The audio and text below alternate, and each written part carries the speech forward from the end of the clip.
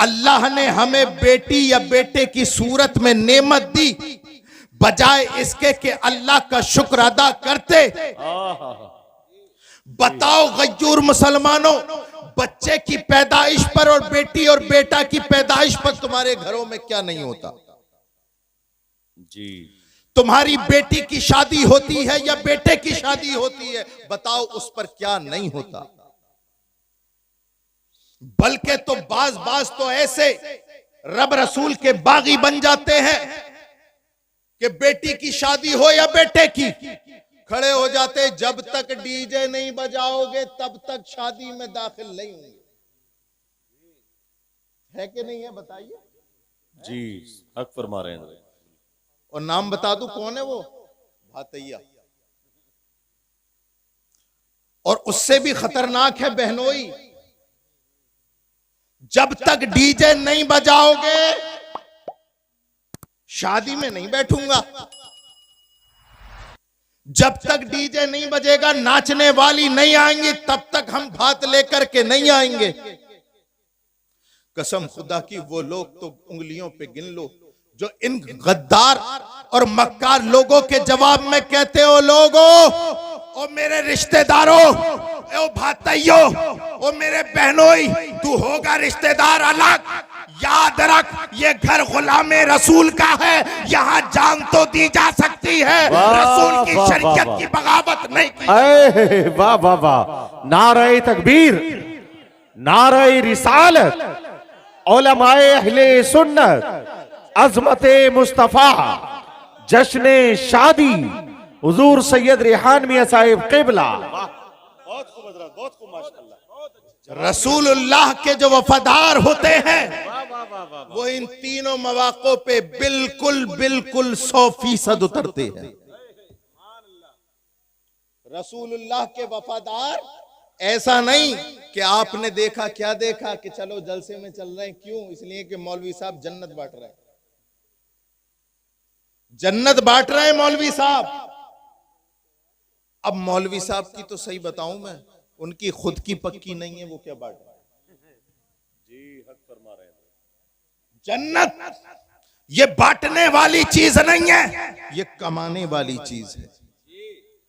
एक तरफ तुम नारा लगाओ गौसे पाक का दामन नहीं छोड़ेंगे और रसूल का दामन नहीं छोड़ेंगे, और दूसरी तरफ देखो तुम्हारे घरों की रसूमात क्या कह रही है। आज शादी का माहौल हो, किसी मुसलमान के घर में शादी ब्याह की रस्म अदा की जाए, उसके दरवाजे से गुजर जाओ, तुम ये फैसला नहीं कर पाओगे कि ये शादी किसी मुसलमान की है या गैर मुस्लिम की है। 8-8 दिन से वो रसूलुल्लाह की शरीयत की बगावतें उस घर में होती हैं। कसम खुदा की, मेरे मुस्तफा गुंबदे खजरा से देख देख के आंसू बहाते।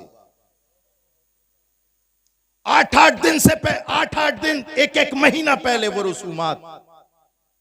ये बताओ इस्लाम ने निकाह के नाम पे तुम्हें क्या दिया है? 14 सदियों गुजर जाने के बाद तुमने निकाह को क्या कर दिया? पूछो ना, मौलाए कायनात से पूछो, ए मौलाए कायनात, रसूल ने तुम्हारा निकाह कैसे किया? पूछो तो अली शेर खुदा, अल्लाह का शेर, सीना तान के बताएगा।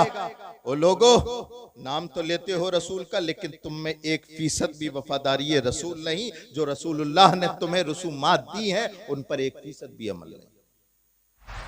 आज तुम बेटी का रिश्ता लेने के लिए जाते हो या बेटे का रिश्ता लेने के लिए जाते हो, तो पहले ये देखते हो, क्या देखते हो? कितना मालदार है, कितना दे देगा, स्कॉर्पियो दे देगा कि नहीं दे देगा, मोटरसाइकिल दे देगा कि नहीं दे देगा, वो अलग बात है। इस भैये के पास तेल डलवाने के पैसे भी नहीं, लेकिन इसे चाहिए 4 व्हीलर, इसे चाहिए अपाची, स्प्लेंडर। तो अब तो ऐसा हो गई जैसे साइकिल। स्प्लेंडर लेने वाले और मस्जिद में गौसे पाक का नारा लगाने वाले, शादियों में लड़की के बाप पर अजाब बनकर उतरने वाले, तू जरा कब्र में तो उतर, पता चलेगा कि तू कितना वफादार है। मैं तुम्हें राजी करने के लिए नहीं आया, गलतफहमी में मत रहना। आज मेरी बातें तलखी हो सकती हैं, आपको नागवार गुजर सकती हैं, लेकिन मैं क्या करूं, मैं मजबूर हूं और मुझे मजबूरी में मसरूरी है। मैं यहां पर तुम्हें जन्नत देने के लिए नहीं आया, मैं यहां का हक अदा करने के लिए आया हूं। मौलाना नफीस अख्तर साहब क़िबला, हमारे स्टेजों के हालात देखो ना, कोई काम की बात बताने को तैयार नहीं और ना आप सुनने को तैयार। जब तक बिरयानी के डोंगे नहीं चलेंगे तुम्हें तकरीर में मजा भी नहीं आएगा। लेकिन मेरे प्यारों, संजीदा तबीयत के साथ एक मर्तबा ये सोच लेना, एक मर्तबा ये सोच लेना कि कसम खुदा की, रसूल पाक सल्लल्लाहु अलैहि वसल्लम ने इरशाद फरमाया, कुल्लुकुम राइन व कुल्लुकुम मसऊलुन अन रइयतिही। आका ने इरशाद फरमाया, तुम में से हर एक जिम्मेदार है और कल क़यामत में उससे उसकी जिम्मेदारी का सवाल होगा। अल्लाह, हर एक से होगा, इमाम से ही नहीं होगा, इमाम से ही नहीं होगा, मौलाना साहब से ही नहीं होगा, तुझसे भी होगा सवाल। मुसलमान, मैंने तुझसे, रसूल फरमाएंगे, मैंने तुझसे तो नहीं कहा था कि तू शादी में गाड़ी मांग, 4 व्हीलर मांग, या रसूल अल्लाह फिर क्या कहा था? तो फिर देखो जरा, शरीयत देखो, तारीख देखो उठा करके। रसूल की बारगाह में हाजिर हैं सरकार, सरकार की बारगाह में मौलाए कायनात हाजिर हैं। तुम तो लड़की वाले के घर जाके पूछते हो क्या दे दोगे, है तवज्जो है? लड़की वाले के घर जाकर के पूछते हो तुम्हारे पास क्या है, लेकिन इधर सरकार लड़की वाले हैं, पूछ रहे हैं लड़के से तेरे पास क्या है, अली तेरे पास क्या है? हजरत अली अर्ज करते हैं, या रसूल अल्लाह, एक घोड़ा है, एक तलवार है, एक ज़रा, इसके अलावा कुछ भी नहीं। किसके पास? शेर खुदा के पास, मौलाए कायनात के पास। या रसूल अल्लाह, 3 चीजें हैं, तलवार है, घोड़ा है, ज़रा है। सरकार ने फरमाया, अली तलवार मर्दों की पहचान है, घोड़ा सवारी है, ज़रा का तुम्हें कोई काम नहीं, बेचो। अब यहां पर समझने वालों को गलती यह हो गई कि सरकार फातिमा का जहेज तैयार करा रही है। तवज्जो चाहूंगा मैं, एक गलत फहमी का इजाला भी हो जाए। सरकार ने बेटी को जहेज नहीं दिया, जहेज का तसव्वुर है ही नहीं। एक बात बताओ, हो सकता है नई बात है ना, तो शक हो सकता है मेरी बात में, वरना तो आज तक यही सुना था ना, जहेज फातिमा नहीं। एक बात बताओ, फातिमा तो ज़हरा ही तन्हा बेटी थी रसूल की, या कोई और भी थी? जी वाह वाह, रुकैया, ज़ैनब, उम्मे कुलसूम, ये भी तो सरकार की बेटी थी। एक का जहेज बता दो, एक का जहेज बता दो कि सरकार ने उम्मे कुलसूम को जहेज दिया है, सरकार ने रुकैया को, ज़ैनब को जहेज दिया है। लेकिन जब बात आती है फातिमतुज़ ज़हरा, फातिमतुज़ ज़हरा, याद रखें ये गलत फहमी है, इज़ाला में करता हूं। सरकार दो आलम सल्लल्लाहु अलैहि वसल्लम जब अपनी बेटी का निकाह अली से कर रहे थे तो तन्हा फातिमतुज़ ज़हरा के ही वली नहीं थे सरकार, तन्हा हजरत फातिमा के ही वली नहीं थे सरकार, बल्कि अली की परवरिश और उनकी शादी की जिम्मेदारी भी सरकार दो आलम पर थी। असल में सरकार फातिमतुज़ ज़हरा का जहेज तैयार नहीं कर रहे थे, बल्कि हजरत अली के सरपरस्त होने की हैसियत से उनकी शादी का इंतजाम कर रहे।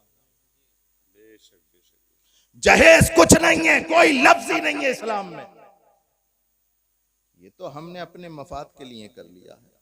आपको नहीं पता, किसी के घर में जरा जाके देखो, जिसके घर में बेटी पैदा हो जाए ना, बेटी पैदा हो जाए, तो वो ये समझता है कि ये समाज इतना मक्कार है, और उसे यकीन है, समझता नहीं कि ये मक्कार, इतना मक्कार समाज है कि जब तक मैं अपनी बेटी की शादी खूब जहेज के साथ नहीं करने का ऐलान करूंगा, कोई मेरी बेटी को रुखसत करने को तैयार नहीं होगा। आप जरा जाकर के देखें, उस गरीब बाप के दिल से जाकर के पूछे, सुबह को जाता है और शाम को आता है, माथे का पसीना एड़ी तक आता है, तब जाकर के 500 रुपए कमाता है, वो 700 रुपए कमाता है, और 500 कमा के उसने इकट्ठा किए हैं।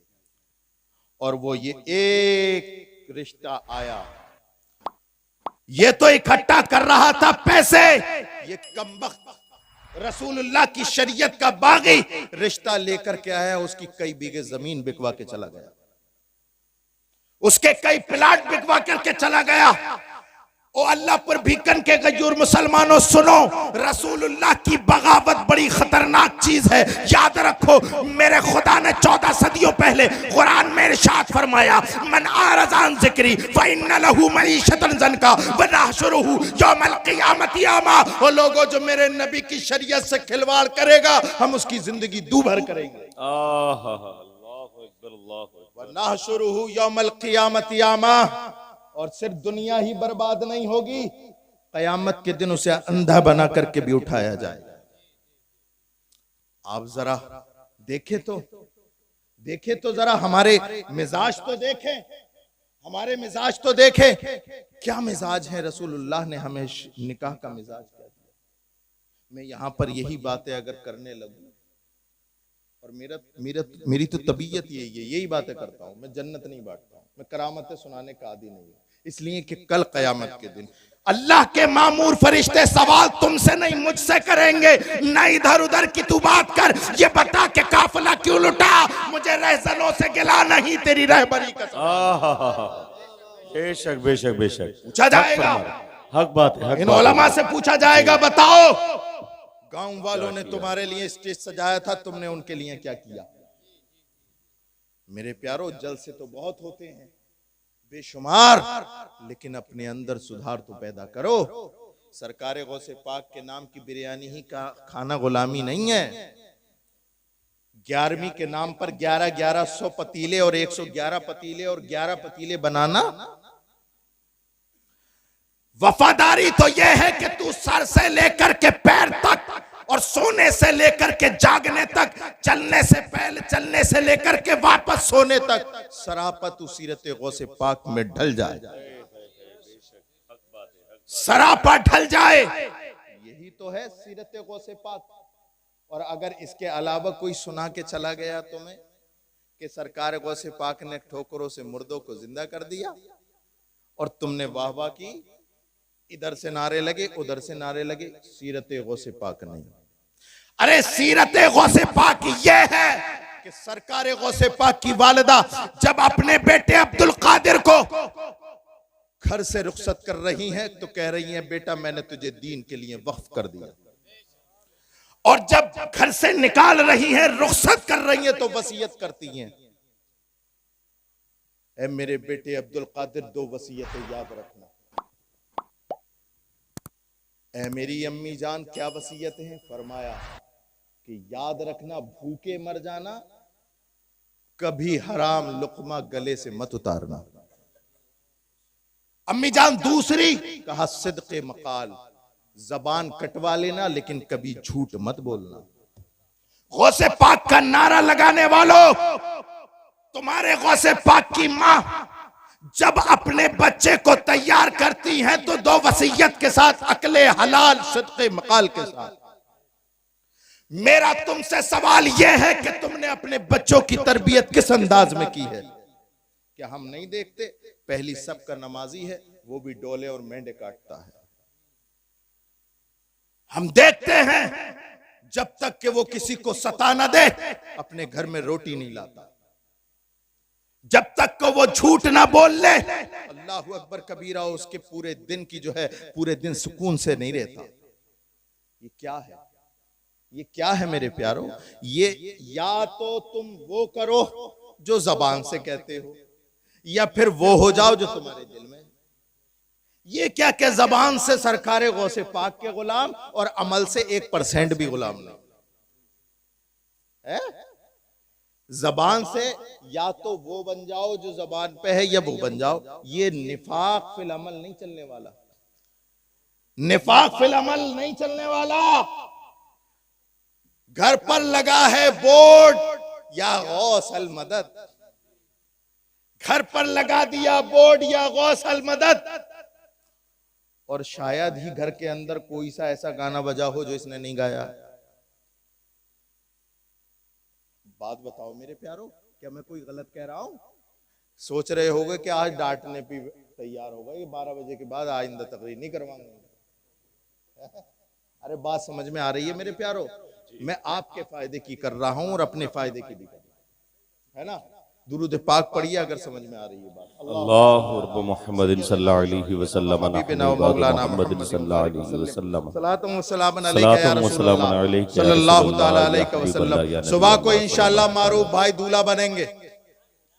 आप में से ही बहुत सारे लोग दूल्हा बने हुए बन गए होंगे और कुछ की तैयारी है ना?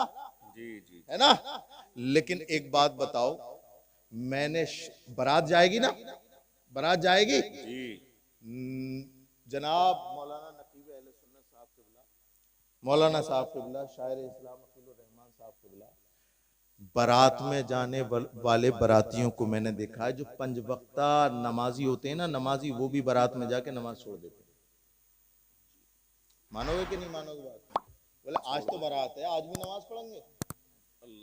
आज तो नहीं।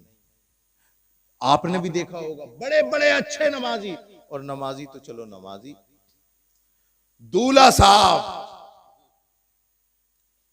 इमाम साहब को फोन करेंगे, इमाम साहब आ रहा हूं मैं, नफिल पढ़ा दियो।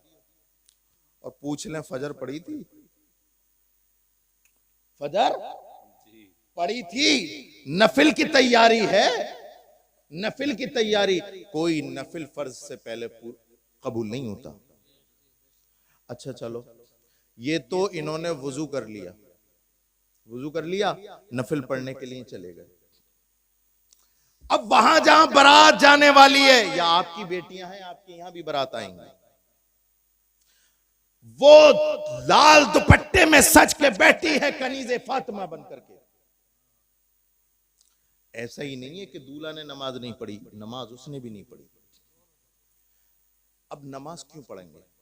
मैं बताऊं क्यों पढ़ेंगे? पढ़ेंगे नहीं इसलिए कि अगर नमाज पढ़ेंगे, अगर ये बेटी नमाज पढ़ लेगी तो ये 30,000 का जो ब्यूटी पार्लर पे जाके मेकअप करा के आ रही है, ये तो वुजू से खराब हो जाएगा। तो ये नमाज क्यों पढ़ने लगी है? इसके तो खत्म बात। ये जो लड़का ब्लीचिंग करा के आया है संभल मुरादाबाद से, अगर ये वुजू करने बैठ जाएगा तो सब खत्म। तो ये नमाज क्यों पढ़ेगा? मैं इनसे कहना चाहता हूं, और मेरी बहनें अगर सुन रही हैं तो वो भी सुने। अरे तुमने ऐसा मेकअप क्यों किया जिसे पानी के चंद कतरे धो डाले? तूने ऐसा मेकअप क्यों किया जिसको पानी के चंद कतरे धोके तुझे बदसूरत बना दे?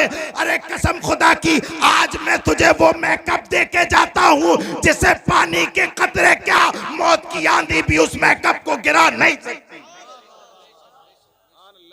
मेकअप क्या है? मेकअप क्या है? इमाम हसन बसरी फरमाते हैं, मुझे एक ऐसी दुरूद पाक याद है, एक ऐसी दुरूद पाक याद है जो दूल्हा बनने वाले वो भी सुने, जो दुल्हन बनने वाली हैं वो भी सुने। हजरत इमाम हसन बसरी फरमाते हैं, मुझे एक ऐसी दुरूद पाक याद है, ऐसी दुरूद पाक जिसको अगर नौजवान पढ़ता रहे पढ़ता रहे पढ़ता रहे, उसके चेहरे का नूर नहीं जा सकता। हमारा अकीदा है, किसी से अगर हमारा अकीदा नहीं मिलता है तो वो अपने घर जाए। हमारा अकीदा है कि नबी का नाम लेने से रूह में बालिदगी पैदा होती है, ताजगी पैदा होती है। बेशक बेशक बेशक। अगर किसी को ये बातें समझ में नहीं आए तो वो अपने पास रहे।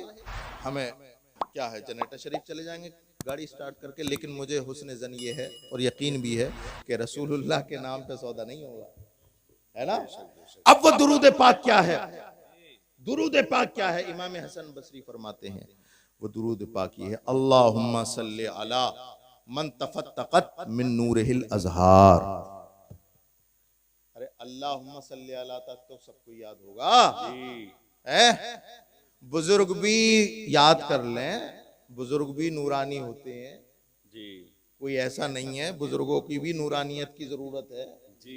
बुजुर्ग भी याद कर सकते हैं, नौजवान तो याद करेंगे और नौजवान बहनें भी याद करेंगी। अल्लाहुम्मा सल्ली अला मन तफत्तकत मिन नूरिहिल अज़हार। तर्जमा बता दूं इसका, तो आपके मिजाज में और जो है इसकी तरफ तवज्जो होगी। ए अल्लाह तू दुरूद भेज उस जात पर जिसके नूर की बरकत से बाग में फूल खिला करते हैं। ए अल्लाह तू अपने उस नबी पर दुरूद भेज जिसके हुस्न की खैरात लेकर के बाग में फूल खिला करते हैं। अल्लाहुम्मा सल्ली अला मन तफत्तकत मिन नूरिहिल अज़हार। तो अब याद रखोगे नौजवानों, ये दुरूद पाक याद रखो, ये तुम्हारे मेकअप को ऐसा मेकअप चढ़ेगा कि पानी क्या मौदवी से नहीं उतार सकती। ये मिजाज पैदा करो ना, वो मिजाज पैदा करो जो तुम्हारे असलाफ ने तुम्हें दिया है। वो मिजाज बतलाओ जो इस पे मोबाइलों पे देखते हो तुम लोग। ये मोबाइलों पे देख देख के तुमने अपना मिजाज इतना खराब कर लिया, इतना खराब कर लिया। माहौल तो ये है कि वही वाली बात फिर घूम के वहीं सुई आ जाती है कि माँ हो या बाप मोबाइलों में इतने घुस गए कि बच्चों को टाइम ही नहीं देते। बच्चा कह रहा अम्मी अम्मी, और अम्मी है तो वो सीरियल देखे जा रही हैं, यूट्यूब पे देखे जा रही हैं। बाप सुनने को तैयार नहीं, माँ सुनने को तैयार नहीं। तो ये बताओ मेरे प्यारो, तुम्हारे बच्चे की तरबियत करने क्या अमेरिका से लोग आएंगे? याद रखो, जिनका कोई सरपरस्त नहीं होता, जिन बच्चों को कोई ध्यान रखने वाला नहीं होता, तो फिर उन बच्चों पर कोई और ध्यान रख लेता है। तुम नहीं सिखाओगे तो कोई और सिखाएगा। बच्चे तो सीखने के आदी होते हैं। अगर तुमने अच्छी बातें अपने बच्चों को सिखा दी तो अच्छा है, वरना कोई और पड़ोस आस पड़ोस में होगा, वो तुम्हारे बच्चों को सिगरेट पीना सिखाएगा, तुम्हारे बच्चों को चरस पीना सिखाएगा, तुम्हारे बच्चों को शराबों की लत लगाएगा।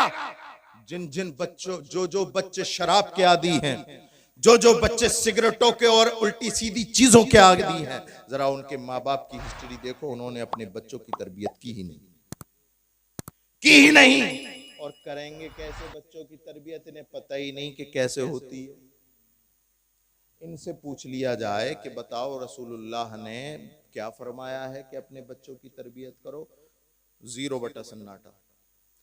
अपने बच्चों की तरबियत सरकार ने इरशाद फरमाया बिल्कुल अपने दिल की तख्ती पे नोट कर लेना, इसलिए कि तुम ये सोच कर के अपने बच्चों की तरबियत नहीं करो कि ये मेरे बच्चे हैं, बल्कि इस नियत से करो कि ये मेरे आने वाले कौम का मुस्तकबिल है, हमारे समाज का मुस्तकबिल है। ये सरकार ने इरशाद फरमाया अद्दिबू औलादकुम अला सलासति खिसाल। सरकार ने इरशाद फरमाया कि अपने बच्चों की 3 तरह से तरबियत करो। पहला हुब्बे नबी को, अपने नबी की मोहब्बत सिखाओ। अपने बच्चों को अपने नबी की मोहब्बत सिखाओ। अब मोहब्बत कैसे सिखाई जाएगी? तो असलाफ फरमाते हैं कि अपने बच्चों को अपने नबी पे दुरूद पढ़ना सिखा दो। इस तरह से तरबियत होती है। हुब्बे नबी व हुब्बे अहले बैत ही, अहले बैत की मोहब्बत सिखाओ, इमाम हसन की मोहब्बत सिखाओ, इमाम हुसैन की मोहब्बत सिखाओ, मौलाए कायनात की मोहब्बत सिखाओ, फातिमातुज़ ज़हरा की मोहब्बत सिखाओ, उम्महातुल मोमिनीन की मोहब्बत सिखाओ, नबी कौनैन की मोहब्बत सिखाओ। अब मोहब्बत सिखाएंगे कैसे? हमारे घरों में बुजुर्गों का नाम तक नहीं लिया जाता। बुजुर्गों का नाम लेने के लिए भी इमाम आएगा। सरकार गौसे पाक की नियाज लगा दो। बात बात पर हमारी अवाम उलमा को निशाना बनाती है कि उलमा ये कर रहे हैं, उलमा ये कर रहे हैं, उलमा ये कर रहे हैं। जरा एक मर्तबा कोई अपना किसी का बाप, अल्लाह करे सबके बाप सलामत रह गए, लेकिन मौत का नाम गाली नहीं है, किसी का बाप इंतकाल हो जाए, कोसों दूर खड़ा होता है अपने बाप के जनाजे से, नमाज ना तो पढ़ानी तो बहुत दूर की बात, पढ़नी तक नहीं आती। ये बताओ कि सरकार ने इरशाद नहीं फरमाया कि सबसे हकदार बाप का जनाजा पढ़ाने के लिए बेटा है, अगर उसके अंदर अहलियत। तो अहलियत अपने, और होता क्या है, अब्बा तो खत्म हो गए, अब्बा खत्म हो गए, 10 में पहले दिन से लेकर के 40वें तक हाफिज जी का इंतजाम किया। हाफिज जी 40 दिन तक आपको सिपारा पढ़ना है। अब हाफिज जी ने पढ़ा तो पढ़ा। ईमानदारी से बताना, ईमानदारी से बताना, सब लोग बताना, क्या तुम्हारे वालिद की कब्र पर कुरान पाक तुमसे ज्यादा अकीदत के साथ, खुलूस के साथ कोई मौलवी पढ़ सकता है? तुम्हारा बाप है भाई, बाप से उनसियत ज्यादा होती है बेटे को। तो अगर तुमने अपने बच्चों की तरबियत सही की होती तो आज तुम्हारा बेटा तुम्हारा नमाज जनाजा भी पढ़ा रहा होता, तुम्हारे सराहने खड़ा होकर के कुरान भी पढ़ रहा होता। तीसरी तरबियत व क़िराअतुल कुरान, अपने बच्चों को कुरान पढ़ना सिखा दो। दुनिया की हर तालीम दे दी लेकिन कुरान पढ़ाना नहीं सिखाया। और कुरान पढ़ाना तो दूर की बात, शादियों का माहौल है, शादियों का माहौल है, एक हफ्ता पहले कुरान चला जाता है। चाहे न लड़का जाने पढ़ना न लड़की जाने पढ़ना, लेकिन कुरान को भी रस्म बना लिया। सरकार ने इरशाद फरमाया था ना, कुर्ब क़यामत के निशान, ला यब्क़ा मिनल इस्लाम इल्ला इस्मुहु वला यब्क़ा मिनल कुरानी इल्ला रस्मुहु। इस्लाम का सिर्फ नाम रह जाएगा और कुरान सिर्फ लिखा हुआ रह जाएगा। आज देखो हमारी ताकों में वो जुज़दान अच्छे से जुज़दान में करके जिस दिन से रखा है, माज़अल्लाह 4-4 इंची गर्द जम गई, लेकिन पढ़ने वाला कोई नहीं, पढ़ने वाला कोई नहीं। लेकिन हाँ, हर सुबह को इन खान साहब के यहाँ पर, इन लंबरदार के यहाँ पर, इन प्रधान जी के यहाँ पर, इन सरमायादार के यहाँ पर अमर उजाला और दैनिक जागरण रोज आए और उसे रोज पढ़े। झूठ के मुरब्बे को पढ़ने का क्रेज देखें। अखबार में अल्लाह पर भीकन वालों सिर्फ 2 बातें सच्ची होती हैं, दिन और तारीख, बाकी सब झूठ। तो झूठ को पढ़ने का इतना क्रेज, लेकिन वो किताब जिसका पहला पन्ना पलटो तो किताब कहेगी ज़ालिकल किताब ला रैब फी। अरे झूठ होना तो दूर की बात, इसमें झूठ की गुंजाइश और शक तक नहीं। झूठ को पढ़ने का इतना क्रेज, एक हाथ में चाय का कप, दूसरे हाथ में अखबार। अच्छा अल्लाह पर भीकन वालों, आप कुरान की, आप जो है अखबार क्यों पढ़ते हो? सब बताएंगे। हम इसलिए पढ़ते हैं ताकि हमें पता चले संभल में क्या हुआ था, मुरादाबाद में क्या हुआ था। तो आप अखबार इसलिए पढ़ते हैं ताकि ये पता चले कि कल क्या हुआ था। लेकिन अल्लाह पर भीकन के गज्जुर मुसलमानों, अखबार नहीं कुरान पढ़ो, इसलिए कि जब तुम अखबार पढ़ोगे तो तुम्हें ये पता चलेगा कि कल क्या हुआ था। लेकिन जब तुम कुरान पढ़ोगे तो तुम्हें पता चलेगा कि कल क्या होने वाला है। सहरा में, जंगलों में, बयाबान में पढ़ो, मैदान मीनार के पढ़े तो मैदान में पढ़ो। ये बेखबर सहाफी तुम्हें क्या बताएंगे कल होने वाला क्या है। वाह, बेशक बेशक। नारे तकबीर, नारे तकबीर, नारे रिसालत, उलमाए अहले सुन्नत, अज़मते कुरान, अज़मते कुरान, फैज़ाने आले रसूल, हुजूर सैयद रिहान मियां साहिब क़िबला। इसलिए मेरे प्यारो देखो, कुरान पाक, रसूलुल्लाह की मोहब्बत और अहले बैत की मोहब्बत अपने बच्चों के अंदर डाल दो। तो जब ये बड़े होंगे तो तुम्हें कहने की जरूरत नहीं है, हाफिज जी को, इमाम साहब को, अल्लामा को कहने की जरूरत नहीं है, हाजी जी डीजे मत बजवाना। ये औलाद खुद कहेगी हम शादी नहीं करेंगे ऐसे घर में, ऐसे घर में शादी नहीं करेंगे कि जहां पर रसूलुल्लाह की बगावत हो, शरीयत की बगावत हो। हम ऐसा रिश्ता मानने को तैयार ही नहीं होंगे। ये बच्चे जब आपके तैयार हो जाएंगे तो रसूलुल्लाह के दीन के वफादार होंगे, रसूलुल्लाह के दीन के वफादार होंगे। तो जब रसूलुल्लाह का बनना है, क्या रसूलुल्लाह की मादल्ला जिंदगी ऐसी है जिसमें तुम्हारे लिए एक भी उसवा नहीं? कुरान तो कहता है लक़द कान लकुम फी रसूलिल्लाहि उस्वतुन हसना, उस्वतुन हसना, है ना, कि तुम्हारे लिए तुम्हारे रसूल की जिंदगी में ऐसे ऐसे नमूने हैं, कैसे कैसे नमूने हैं। तुम जिंदगी के जिस गोशे को देखोगे रसूलुल्लाह को पाए तकमील पे देखोगे जी। तो क्या कमी रह गई रसूलुल्लाह की इस निकाह की रस्म में, जो तुमने रसूलुल्लाह की निकाह वाला, रसूलुल्लाह का निकाह नहीं लिया और ये वाला ले लिया, गैर मुस्लिमों वाला। उसका नतीजा ये हुआ कि देखो 1400 साल गुजरने के बाद, 1400 साल गुजरने के बाद पता है क्या हुआ? निकाह करना मुश्किल हो गया, जिना करना आसान हो गया। अल्लाह, ये हमने किया है, निकाहों को मुश्किल किया है, निकाह को मुश्किल किया है, इसलिए जिना आसान हो गया। लेकिन उस दौर में निकाह आसान था और जिना मुश्किल था।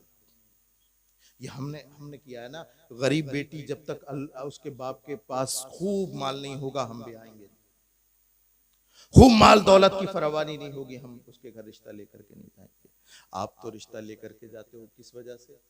मालदार होने की वजह से। आप रिश्ता लेकर के जाते हो किस वजह से? इसलिए कि वो आला हसब और नसब वाला है। आप रिश्ता लेके इसलिए जाते हो ताकि वो खूबसूरत है। लेकिन अपने नबी से पूछो, या रसूल अल्लाह, हम अपने बेटी या बेटे का रिश्ता देखें तो क्या देखें? तो सरकार इरशाद फरमाएंगे, खूबसूरती मत देखना, मालदारी मत देखना, फसफर बेजाते दीन, अगर कुछ देखे तो दीनदारी देखना। हमने यही छोड़ दिया और सब अपना लिया जी। यही छोड़ लिया। सरकारे दो आलम सल्लल्लाहु अलैहि वसल्लम का नाम लेने वालों, मुकम्मल रसूलुल्लाह की सीरत पे अमल करो। या अय्युहल्लज़ीना आमनु दुखुलू फिस्सिल्मि काफ़ा। ये आधा तीतर आधा बटेर से काम नहीं चलेगा। इस्लाम में पूरे पूरे उतर जाओ जी, पूरे पूरे उतर जाओ। और कैसे उतरो? अल्लाह अकबर। एक सहाबी रसूल सरकार की बारगाह में हाजिर हुए, नए कपड़े पहने जी, नए कपड़े पहने सरकार की बारगाह में हाजिर हुए। और नियत ये थी कि नए कपड़े हैं तो पहले सरकार ही देख ले। नए कपड़े पहनते हो ईद के दिन, है ना, किसे दिखाने के लिए? अरे हमारे माँ बाप देखेंगे तो खुश हो जाएंगे, अपने बड़ों को दिखाने। साहबी रसूल थे, रसूलुल्लाह देखेंगे तो खुश हो जाएंगे। नए कपड़े सिलवाएं, सरकार की बारगाह में पहुंचे, या रसूलल्लाह अस्सलामु अलैका या रसूलल्लाह। सरकार ने सलाम का जवाब दिया लेकिन अपना मुंह फेर लिया, अपना मुंह फेर लिया। साहबी रसूल ने अर्ज की, या रसूल अल्लाह, फिदा का उम्मी व अबी, मेरे माँ बाप आप पर कुर्बान, या रसूल अल्लाह, मुंह फेरने की वजह क्या है? सरकार ने इरशाद फरमाया, मेरे साहबी सुन, तू कपड़ा सिला हुआ तो पहन रहा है शरीयत के मुताबिक, लेकिन जो रंग का पहन रहा है वो रंग मुस्तफा वाला नहीं है, वो रंग मुस्तफा वाला नहीं है। या रसूल अल्लाह, ये रंग मुस्तफा वाला नहीं है? कहाँ? ये जाफरानी रंग रसूलुल्लाह की शरीयत में जायज नहीं है, रसूलुल्लाह वाला नहीं है। या रसूल अल्लाह, अगर आपको पसंद नहीं है तो मैं अपनी बीवी से जाकर के कहूंगा वो लेकर के जाए, वो धो दे और इसका रंग उतार दे। सरकार ने इरशाद फरमाया, इधर आ, अभी तू नहीं समझा मैं क्या कहना चाहता हूं। मैं ये बता रहा हूं कि अगर तुझे मुकम्मल मुस्तफा वाला बनना है तो इसे धोना नहीं बल्कि इसे उतार और अभी आग लगा दे। तवज्जो चाहूंगा मैं अल्लाहपुर बीकन के गज्जूर मुसलमानों की, तुम्हारे नबी ने एक मैसेज दे दिया, ओ गज्जूर मुसलमानों, ओ मेरे उम्मतियों, हर उस चीज को आग लगा दो जो तुम्हारे नबी को पसंद ना हो। क्या बात। हर उस चीज को आग लगनी चाहिए जो तुम्हारे नबी को पसंद ना हो। ये नमाज ना पढ़ना तुम्हें तुम्हारे नबी को पसंद नहीं, आग लगा दो इस मिजाज को। ये झूठ बोलना तुम्हारे नबी को पसंद नहीं, आग लगा दो।